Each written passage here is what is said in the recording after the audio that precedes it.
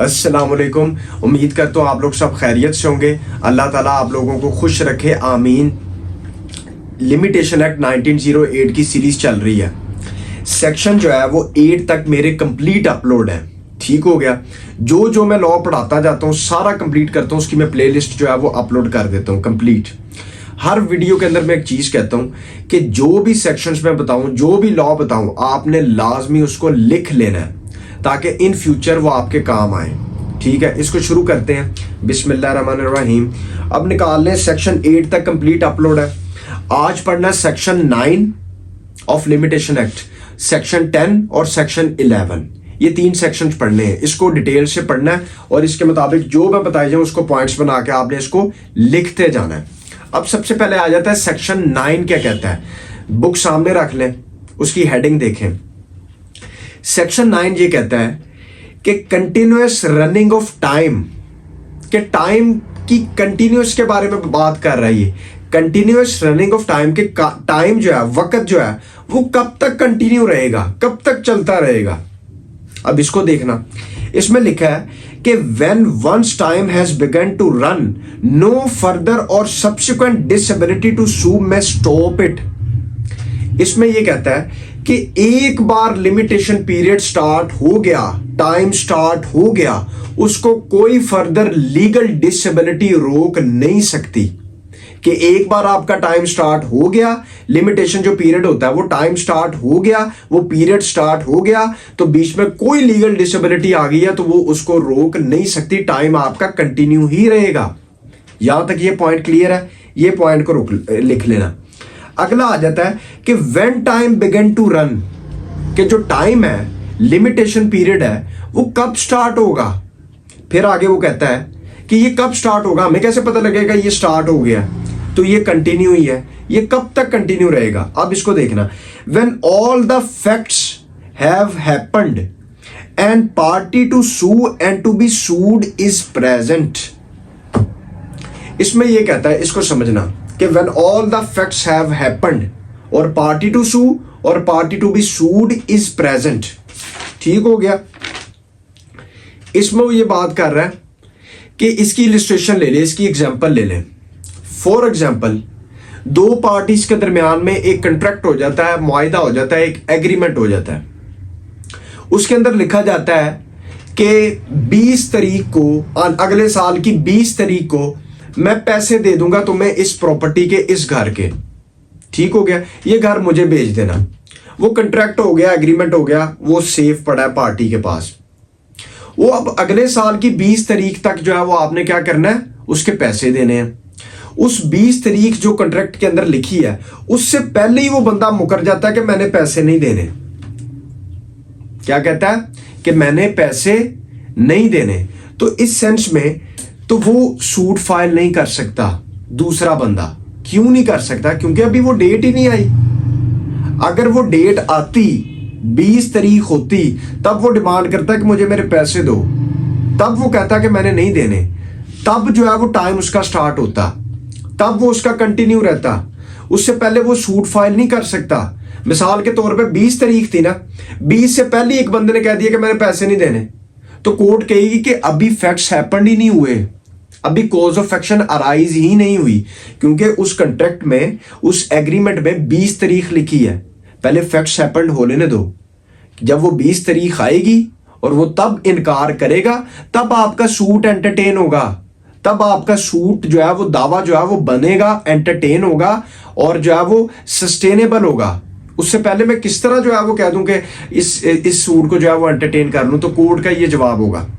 उसके बाद दूसरी ग्राउंड ये है कि तब भी जो है वो टाइम स्टार्ट नहीं होगा एक सूरत में, अगर डिफेंडेंट जो है आपका अब्रॉड है, ठीक हो गया, तब भी टाइम स्टार्ट नहीं होगा। इसलिए उनका प्रेजेंट होना जरूरी है। अगर वो प्रेजेंट होंगे तब टाइम स्टार्ट होगा, अगर वो प्रेजेंट नहीं होंगे तब तक टाइम स्टार्ट नहीं होगा। सिंपल से इसके अंदर दो कंसेप्ट्स हैं कि व्हेन फैक्ट्स हैव हैपेंड और दूसरा है कि party to sue and to be sued is present. Simple दोबारा बता देता हूं कि एक सिंपल सा कि 20 तारीख को पैसे देने हैं, 20 से पहले वो कह देता है कि मैंने पैसे नहीं देने, तो टाइम स्टार्ट नहीं होगा।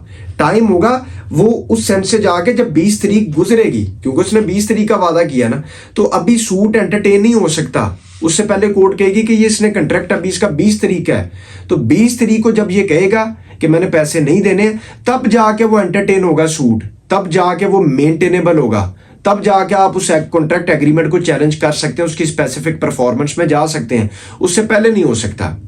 दूसरा कि party to sue and to be sued, दोनों पार्टीज का प्रेजेंट होना मौके पे जरूरी है, तब टाइम स्टार्ट होगा। अगर उसमें से एक पार्टी भी नहीं आती, डिफेंडेंट नहीं आता, प्लेंटिफ ने जो है वो, मुदई ने जो है वो सूट फाइल कर दिया, डिफेंडेंट फॉरेन रहता है या कहीं और रहता है, नहीं आता, प्रेजेंट नहीं होता, तो इस सेंस में लिमिटेशन पीरियड स्टार्ट नहीं होगा, वो कंटिन्यू नहीं होगा, वहां पर रुक जाएगा। यहां तक कंसेप्ट क्लियर है। उसके बाद यहां पे लिख लें कि नोट दे लें, NOTE, नोट, ठीक है।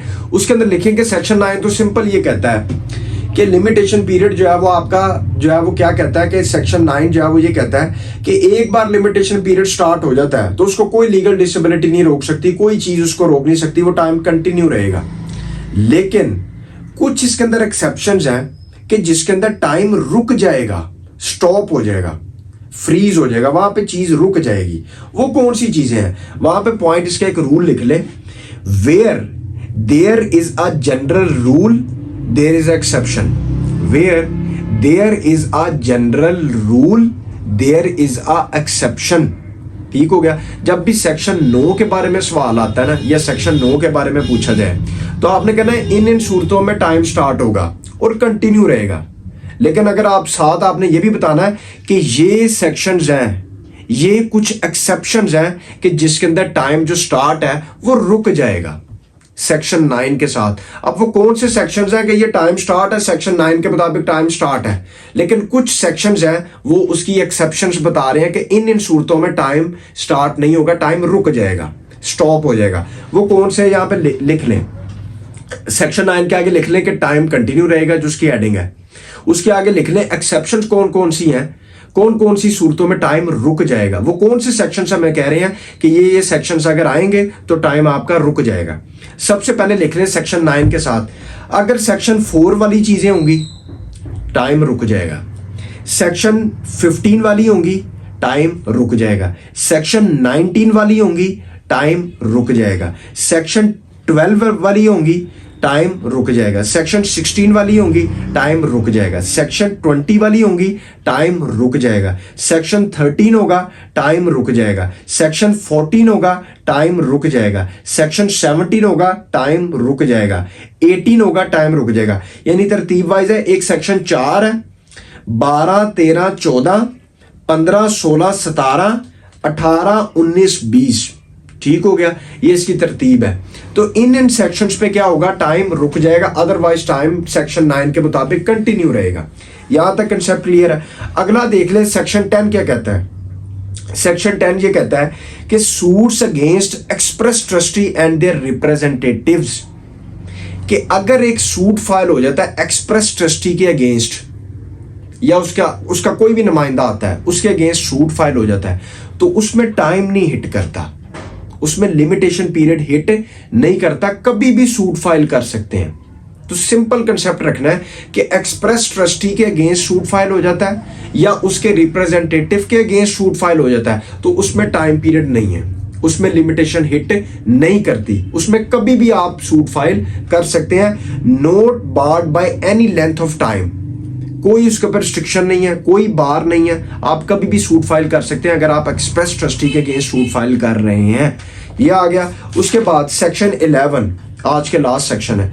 सेक्शन 11 कहता है कि suit on foreign contracts, suit on foreign contracts, इसको समझना। ये कहता है कि कोई भी फॉरेन लॉ है, ठीक हो गया, फॉर एग्जांपल कोई भी पाकिस्तान के अलावा कोई मुल्क लगा लें, ठीक हो गया, कोई इंग्लैंड है, कोई इंडिया है, कोई जो है वो क्या कहते हैं अमेरिका है, कोई भी आप स्टेट लगा लें, कोई भी फॉरेन जो है वो कंट्री लगा लें, वहां पे कॉन्ट्रैक्ट एग्रीमेंट हो जाता है। अब उनके अपने रूल्स हैं, उनके अपने लॉज हैं। तो अब मैंने पाकिस्तान में सूट फाइल करना है, वो जो कॉन्ट्रैक्ट एग्रीमेंट हुआ फलां मुल्क में, मैंने उस कॉन्ट्रैक्ट एग्रीमेंट पे पाकिस्तान में सूट फाइल करना है, तो अब मैं क्या करूंगा, पाकिस्तान के लिमिटेशन एक्ट 1908 के अकॉर्डिंग ही सूट फाइल करूंगा, उसके मुताबिक ही टाइम स्टार्ट होगा, उसके मुताबिक ही लिमिटेशन हिट होगी। ये नहीं कि उधर कंट्रैक्ट हुआ है तो उनके लॉज के मुताबिक ही होगा, मुझे उधर जाना पड़ेगा, नेवर। अगर उधर कंट्रैक्ट हुआ है किसी भी दूसरे मुल्क में, उधर कंट्रैक्ट हुआ है, उधर ही एग्रीमेंट हुआ है, उनके लॉज हैं, उनकी सारी चीजें हैं, लेकिन उस कंट्रैक्ट एग्रीमेंट के ऊपर मैंने पाकिस्तान में सूट फाइल करना है तो मैं पाकिस्तान के लॉ को फॉलो करूंगा। पाकिस्तान के लिमिटेशन एक्ट 1908 के मुताबिक सूट फाइल होगा, उसके मुताबिक प्रोसीडिंग्स होंगी, उसके मुताबिक टाइम स्टार्ट होगा, उसके मुताबिक लिमिटेशन होगी, उसके मुताबिक सारा कुछ होगा। बेशक कंट्रैक्ट एग्रीमेंट कहीं भी हुआ है, उनके लॉज हैं, उनकी चीजें हैं, लेकिन अगर उसके मुताबिक मैंने पाकिस्तान में करना है तो मैं इसके अकॉर्डिंग चलूंगा, पाकिस्तान के रूल के अकॉर्डिंग चलूंगा। ये नहीं कि उनके फलां पे वहां पे वो लॉज हैं, उनको पकड़ के मैं यहाँ पे अदालत में पेश करूं कि सर उनके ये लॉज कहते हैं, उनके ये लॉज कहते हैं। नहीं, बेशक उनके कानून और है, आपने उनके मुताबिक पाकिस्तान में सूट फाइल करना है तो उस कॉन्ट्रैक्ट एग्रीमेंट के मुताबिक, उस कॉन्ट्रैक्ट एग्रीमेंट के अगेंस्ट सूट फाइल करना है, उस पर सूट फाइल करना है पाकिस्तान में, तो पाकिस्तान का लॉ रन करेगा, तो इसके मुताबिक सब कुछ होगा। तो ये था आज की वीडियो का, बाकी नेक्स्ट वीडियो के अंदर नेक्स्ट मूव ऑन करेंगे। बाकी दुआओं में याद रखिएगा। Thank you very much. अल्लाह हाफिज़।